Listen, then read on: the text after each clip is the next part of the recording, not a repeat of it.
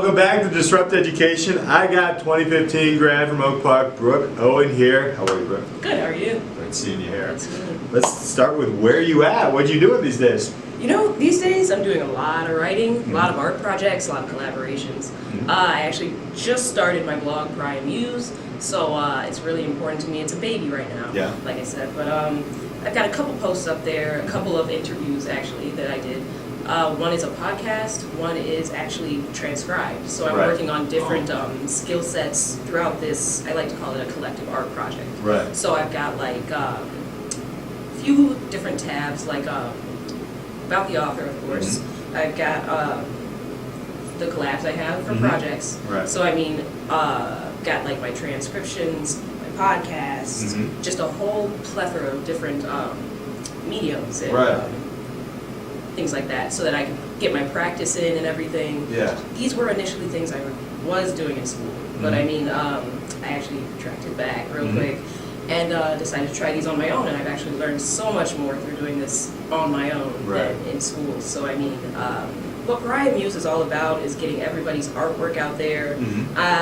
I like to call myself the pariah hype man. All right. Because it's really to hype up other artists out there and other innovators and movers and shakers. So I mean, there's so much stuff going on in Oak Park here, and nobody even recognizes it. Right. So I really want, through my collective art project, to get everybody's names out there and get these things moving. How is it starting up that again, right? Like, how are you looking at it differently? I mean, you're doing it on your own. So last time I felt pretty forced. The one before I had another one, Brian Muse, like I said, and I deleted it pretty quickly. Had a few posts on there because people were just hammering me to get them out. So I was like, cool, people are excited, but am I even ready? Yeah. I had a lot of stuff going on personally. I was pushing out these articles far too fast, and it was rushed. It was not. I was not passionate about it. Sure. So I had to delete it. And I actually had to work through a bunch of things personally to get back to where I want to be. Right. And then once I was doing nothing and I was content, I thought about it and I felt like something was missing. And I was like, Pariah Muse, my website, let's start that back up. So now, just getting it going again, and it feels really good to get back into that and to get back to my roots, my writing. Right. And it's just amazing, just being on my own schedule, doing whatever I gotta do, building up these interviews. It's a lot of fun. I think you know, in high school I recognized you as an awesome writer, and I was probably one of the people pushing, come on, we need more. Which I know I was, yes, but for sure. But yeah, I mean that's excellent. So what does your educational path look like from 2015 till now? See, 2015, I automatically, like, college was on everybody's mind, obviously. It was the buzz, like, first semester, senior year. And I felt really just, like, sluggish because I was not doing much to, like, get to where all of my friends were. I have friends who are, like, scholars out there, like, doing their thing right now. But school was never, like, I don't want to say it was a huge deal to me. So I went in and got my gen eds done, whatever. It's a lot of boring stuff, to be honest. It was not fun. Even the classes that I had to take to get to where I want to be, they were things I already knew. And like we discussed earlier, I have a 4.0, and I was not feeling challenged. So it's the whole dynamic of, I don't know, the classroom. I love it, but I hate it because it's I don't know. I love learning, and I love being able to teach others these skill sets and everything, but the whole dynamic of a classroom is just not ideal. So it's like once late 2017 hit, I decided I would not return. So I'm just kind of doing a lot of self-teaching, a lot of taking care of myself and getting things done. So I mean, I was in college from 2015 to late 2017, and then I was done. What kind of ways do you self-teach yourself? Like what modes of, like, maybe technology, practice, how does that look for you? See, it's really funny because I don't really do much of, like, you know, on the media and everything. I don't really go on social media and look up all these things, how to do this and how to do that.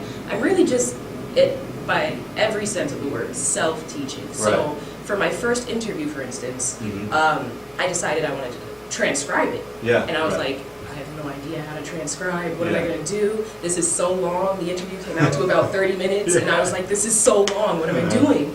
So then, but once I got to it, and once I figured out how to like get the things I wanted on there, and then adding a link to the transcription as well so that you could hear the entire interview, I think for a first time it came out pretty well. Yeah. So I mean, I'm doing a lot of literal self-teaching, as I said. So That's I don't awesome. really look to others to figure out what I want for me. So is there a place for that? Like, so let's go back to like 2015, 2014 in this building, right?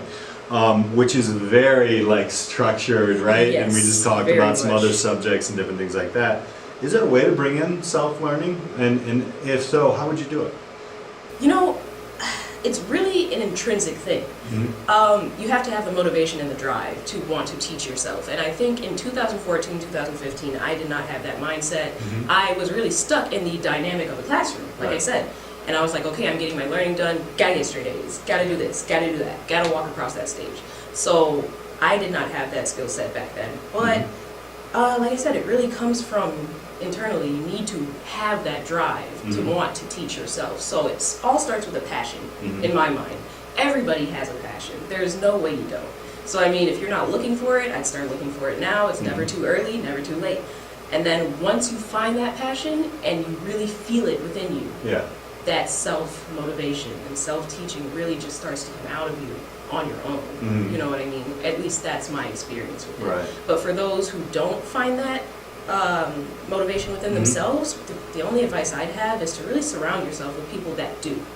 So I mean, and then you learn from them. You watch what they do. You see that they're thriving, like through teaching themselves. And for me, actually, while it did come from like internally, I also did start surrounding myself with the right people. And they really brought it out of me as well. So for any, I mean, I don't want to say anything school-wise that would probably help you to learn to self-teach yourself. It's really the people you surround yourself with and how you carry yourself. Very awesome. What's next for Brooke? So I do have Pariah Muse going on, like I said. I also have a lot of spoken word written down. I was initially for spoken word. I did divvy off from that, but I do have a lot of writing that I have not released. So I'm thinking of making a YouTube channel to actually add to my website and do that spoken word. Really get my voice out there, because while I am the hype man for others, right now I'm just in the state of mind where I need to find a lot of innovators, a lot of movers and shakers, get them together, get these interviews going, and just get that done. So I mean, look forward to seeing that. I look forward to reading more. I have missed your writing, so I'm glad you're back in it. Thank you. Awesome. Thanks for being here. Thank Appreciate you. it. All right, let's keep disrupting, guys. We'll keep an eye out for this one because she's got a lot coming out, and if you are an artist or anything, contact her, see what's up. All right, man, until next time, keep disrupting.